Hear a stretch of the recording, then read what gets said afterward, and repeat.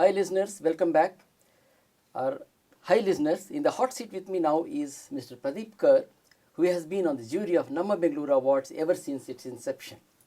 A visionary and industry pioneer, Pradeep leveraged the power of networking and e-business technologies long before they were recognized as critical business enablers. He is the founder, chairman and MD of Microland, India's leading outsourcing company. I have lost count of the number of prestigious awards that he has won so far. He is a Bangalorean at heart. He has watched the city grow into an IT hub. He has watched the city groaning and creaking under the weight of its own growth. He has watched selfless individuals and organizations doing their bit for the city. He is the right candidate to be on the jury of Namma Bengaluru Awards. Welcome, Mr. Pradeep Kar. Thank you so much. Mr. Kar, tell me what made you accept the invitation to be on the jury of Namma Bengaluru Awards? I think when Rajiv requested that I consider being on the jury, clearly I think the concept was fascinating. Clearly there's a reality that there are a lot of good people doing great work who are unrecognized. And if we have to create a city of contributors, a city of people who give their time, their money to social causes, to city causes, I think the least that the city can do is recognize such individuals, such institutions, and make the city feel proud of these people. And hopingly, encourage more and more people to contribute time for the development of the city. Pradeep, what are the criteria that the jury adopts while selecting an individual or an organization for this award? I think there's several. I think key element that they see is the level of impact. It has to be beyond extraordinary. It has to have a scale that is meaningful.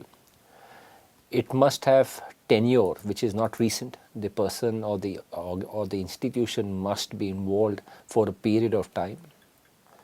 Two, it must show selflessness, going beyond call of duty. And if a person in his job does what he's supposed to do, I guess he or the institution is not what we're looking for. We're looking for people who are exceptional people, doing great work, being unrecognized, and plodding along every day, every hour, making a difference to the city. Pradeep, for the benefit of our listeners, can we explain the selection process and how the jury finally decides an X number of candidates for the award? The applications have just opened up. And last year, I think, if I remember right, we had around 14,000 applications. This year, we will be surprised. We won't be surprised if the level is in excess of 50,000, but let's hope so. I think the more number of applications that we received, I think it only reflects on the number of people involved in doing work and contributing selflessly for the society.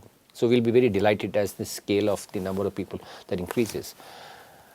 It's always a challenge because to recognize an institution, to recognize an individual who has differentiated among several people who are as capable, as accomplished.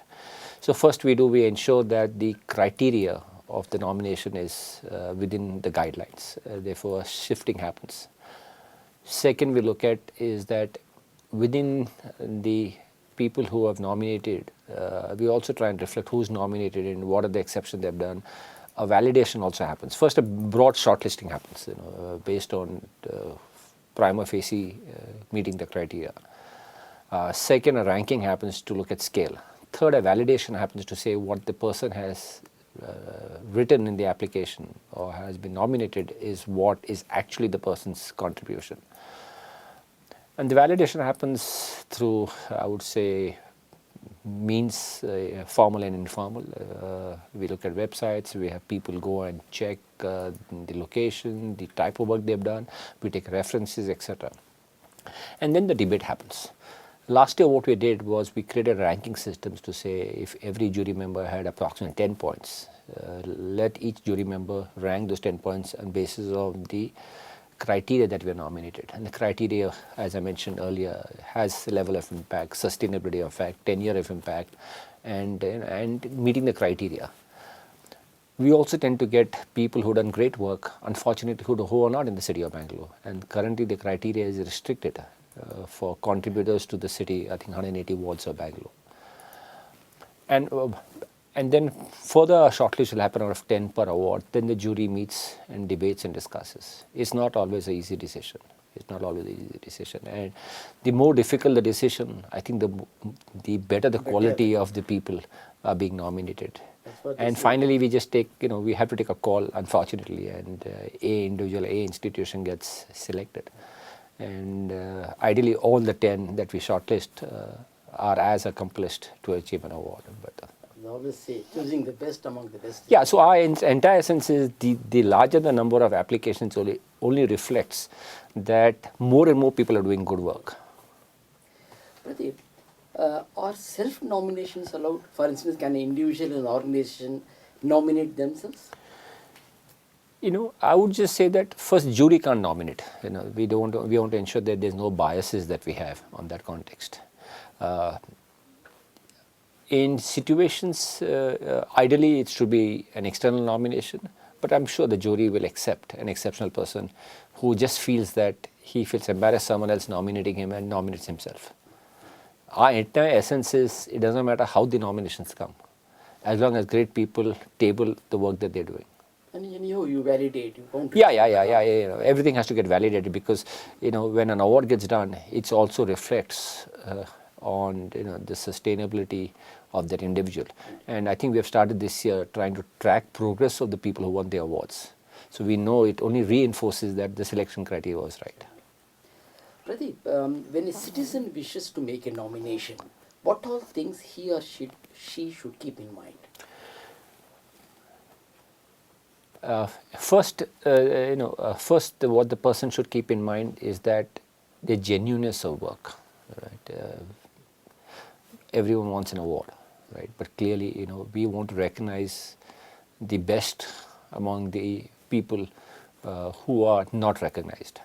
Second is the genuineness of the work, the genuineness of the contribution.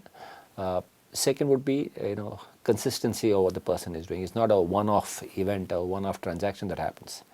Third, as I said, the scale. How many people is that work or the contribution impacting? Is it less than 100, more than 10,000, more than 100,000? And that's the entire element, the scale of the impact.